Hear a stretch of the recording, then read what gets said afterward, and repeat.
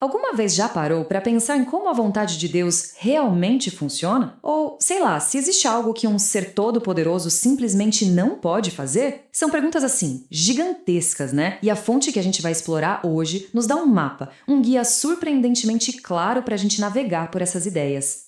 Bom, então vamos mergulhar nisso. O nosso roteiro de hoje vai da vontade divina até como tudo isso se reflete em nós. Vamos lá!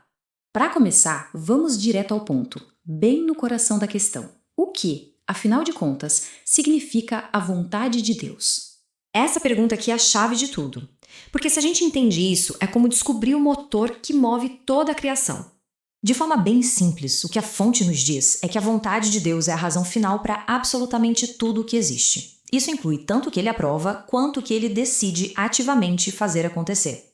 E as escrituras reforçam exatamente isso, né? Mostram essa vontade como uma força que está por trás de tudo. Mas olha, essa ideia tem bem mais camadas do que parece à primeira vista. E aqui que a coisa começa a ficar muito interessante. Porque a fonte explica que, da mesma forma que nós, seres humanos, temos desejos que guardamos para nós e coisas que falamos abertamente, a vontade de Deus também tem dois aspectos bem distintos. E aqui está a grande distinção. De um lado, a gente tem o que é chamado de vontade secreta ou decretiva. Pensa nisso como o grande plano, o roteiro soberano que determina o que de fato vai acontecer na história. Do outro lado, tem a vontade revelada ou preceptiva. Essa já é bem mais direta para nós. São os mandamentos claros, as instruções de como devemos viver. A oração do Pai Nosso, por exemplo, é um exemplo perfeito da vontade revelada. É basicamente um pedido para que as pessoas aqui na Terra obedeçam os mandamentos de Deus, assim como eles são obedecidos no céu.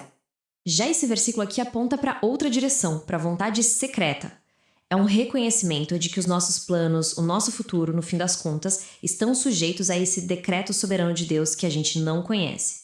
Ok, então se Deus tem essa vontade complexa, com dois lados, qual é o poder que ele tem para colocar tudo isso em prática?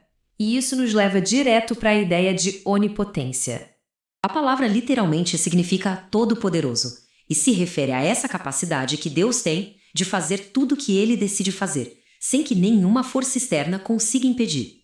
As escrituras, de novo, reforçam essa ideia de uma capacidade sem limites, né? Afirmam que o poder de Deus é infinito. Só que isso nos leva a uma pergunta bem fascinante.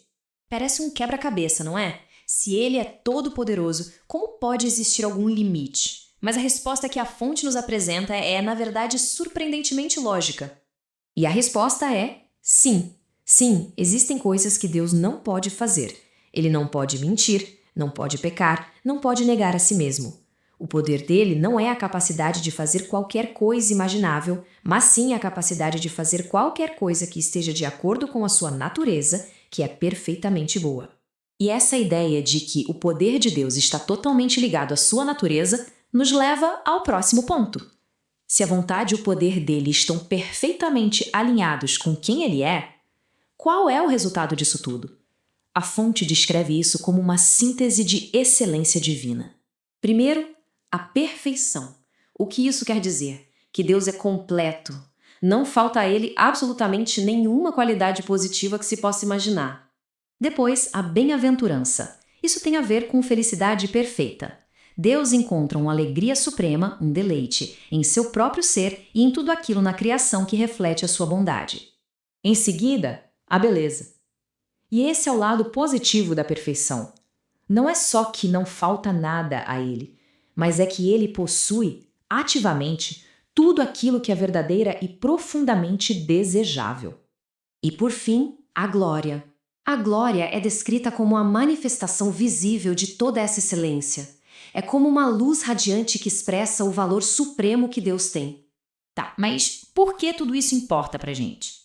A fonte mostra que isso não é só uma teologia abstrata, distante. Pelo contrário, esses atributos divinos, de uma forma bem mais sutil, ecoam dentro de nós.